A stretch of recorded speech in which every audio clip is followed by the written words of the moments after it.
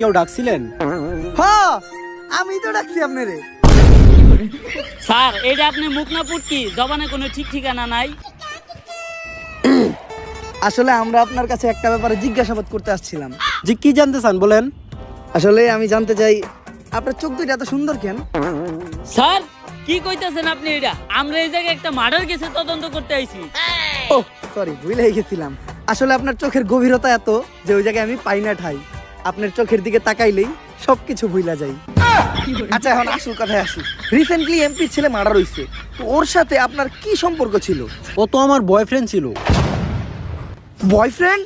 এই, ওই খুন করছে, ওই হারকিউলিস ধর হবে। স্যার, ও তো আমার বয়ফ্রেন্ড ছিল, এখন তো নাই, এখন তো আমি সিঙ্গেল। সিঙ্গেল?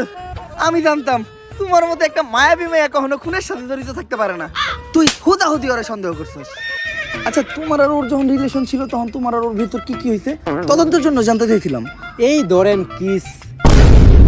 কিস? কইছিলাম না ও খুন করছে, ওই হারকিউলিস ধর রে। আরে স্যার, আমি তো ফোনের মধ্যে কিস করছিলাম।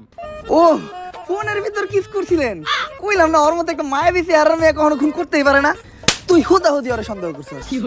আচ্ছা, ওর সাথে আপনার শেষ কবে কথা হয়েছিল?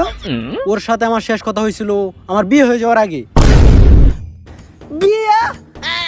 তোরে কইছিলাম না আমি ওই আসল আসামি ওই হারকিউলিস?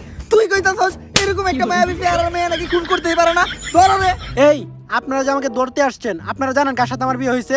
কেউ কি পরিচয় ওর? ইন্সপেক্টর বরবাদ কাউরে দেখে ভয় পায় না। ও হইল সেনাবাহিনীর কর্নেল। এই জিল্লো, কই যাস? স্যার চাকরি বাছাইবার চাইলে আয় পড়েন।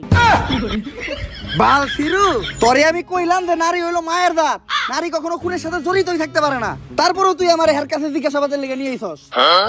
আসসালামু আলাইকুম ভাবি। ভাইরে আমার সালাম দিয়েন। আর এই জায়গায় যা ঘুরছে ওগুলা কিছু জানেন না, নয়তো আমার চাকরিটা থাকবো না।